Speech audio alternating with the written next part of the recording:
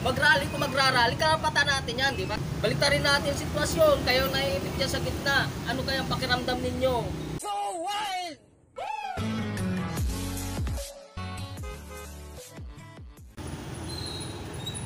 Okay, magandang hapon mga ka-wild, no? Kasabay ng init ng araw, init ng panahon, ang init din ng sitwasyon sa pagitan ng mga pulis at ng mga nagrarally dyan, mga jeepney driver sa Commonwealth Avenue. Ganun. Sobrang traffic kanina sa circle at siyempre sinabayan ko rin ang pag-inom ng mainit na kape. Gago! Init. Init talaga ang sitwasyon sa bawat kanto dyan sa kalsada. No? At mga ka-wild, hinarang kasi ng mga jeepney driver yung kanilang jeep dito sa may University Avenue. Sa Commonwealth mismo, no? Ang tagal ko nakalis kanina doon.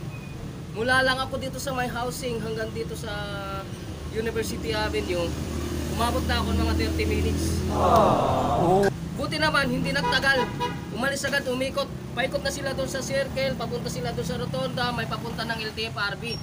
Ngayon nasa LTFRB na sila, hinarangan na, wala nang galawan yung. Yan, good luck sa mga naipit dyan. Lalo na sa mga natatay dyan, naiihi dyan sa circle. Ako, kawawa. Ano kaya mangyayari sa inyo dyan? Kung putok ang pantok ninyo dyan. Natatay, pumunta ng CR. Mga ka-wild, ito kasi, nakakapikon kasi. Karapatan natin, ng bawat isa sa atin, na kung tayo ay may reklamo, hindi magreklamo. Huwag mong subukan. Masisira ang buhay mo. Karapatan ninyo na mag-rally dyan, pero huwag naman kayong humarang.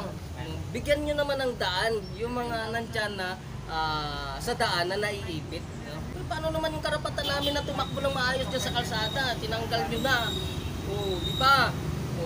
Baliktarin natin yung sitwasyon, kayo naiipit dyan sa gitna. Ano kayang pakiramdam ninyo? Ang may kasalanan na ito. Ba't ako na naman? Yan, di ba? Baliktarin natin. Kayo naiipit sa traffic. At kami nagsisigaw dyan, galit na galit kayo sa amin. Gago! Tanga! Inutil! Tarantado! Yung karapatan ninyo na mag-rally, okay yun. Pero paano yung karapatan namin? Di ba? Karapatan namin na mamasada, maghanap buhay, sinira nyo. So wild!